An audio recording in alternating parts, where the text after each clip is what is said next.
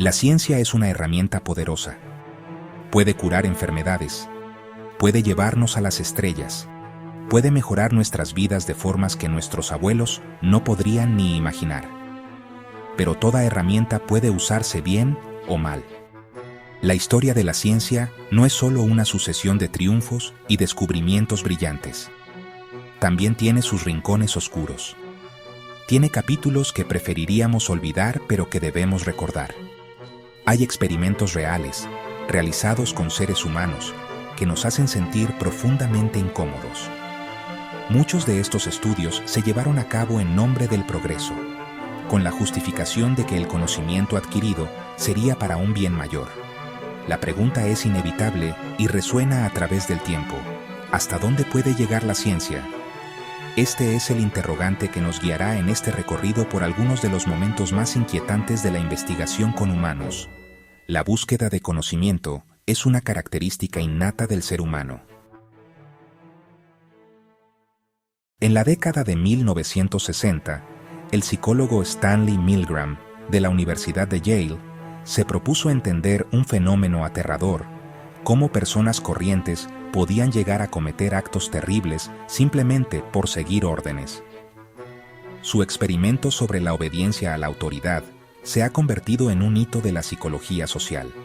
Se reclutó a participantes para un supuesto estudio sobre la memoria y el aprendizaje. Se les instruyó para que actuaran como maestros y administraran descargas eléctricas cada vez más potentes a un aprendiz que en realidad era un actor.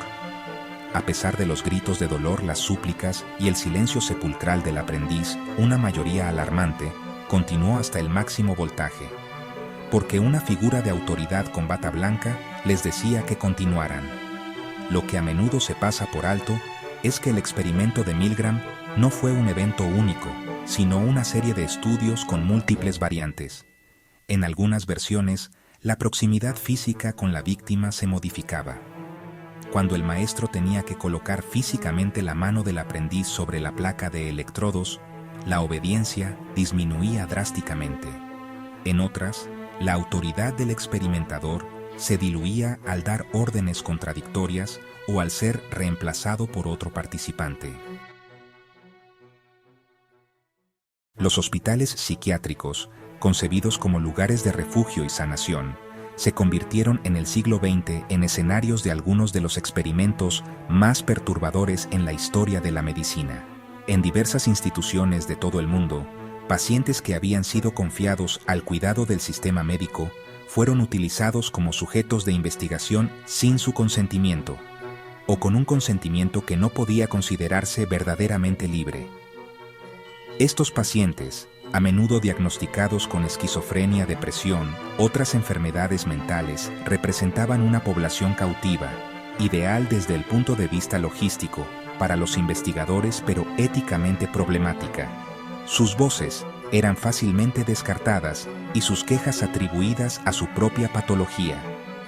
Los estudios realizados en estos entornos eran variados y en muchos casos profundamente invasivos.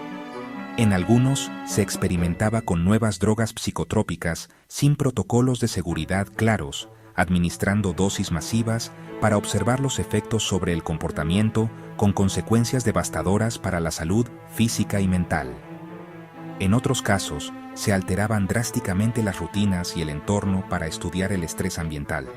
Se les exponía a estímulos auditivos continuos, se les privaba del sueño, se les sometía a aislamiento social prolongado. Nuestra mente y nuestro bienestar dependen en gran medida de la interacción con otros y de los estímulos del mundo exterior. ¿Pero qué sucede cuando se nos priva de todo eso? Esta pregunta ha fascinado a los científicos durante décadas y ha dado lugar a una serie de experimentos de aislamiento prolongado que llevaron a los participantes hasta el límite de su resistencia psicológica. En estos estudios, voluntarios y en algunos casos sujetos no voluntarios eran confinados en espacios cerrados y aislados, búnkeres subterráneos, cámaras anecoicas, bases remotas en la Antártida, durante semanas o incluso meses. El objetivo era estudiar los efectos de la privación sensorial y social en la percepción del tiempo, la estabilidad mental y la cohesión de grupo. Los resultados de estos experimentos fueron tan consistentes como alarmantes. Sin los ciclos naturales de luz y oscuridad, el reloj biológico interno de los participantes, su ritmo circadiano, comenzaba a descontrolarse por completo.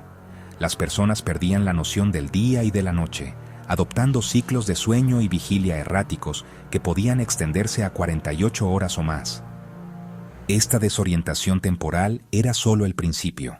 En el contexto de la Guerra Fría y otras tensiones geopolíticas, las agencias militares y de inteligencia desarrollaron interés en comprender los límites de la resistencia humana. ¿Cuánto estrés físico y psicológico podía soportar una persona antes de romperse? ¿Cuáles eran las técnicas de interrogatorio más efectivas? Para responder, se diseñaron pruebas de estrés extremo en reclutas militares y en voluntarios civiles. Estos programas, a menudo clasificados, simulaban captura, interrogatorio y tortura.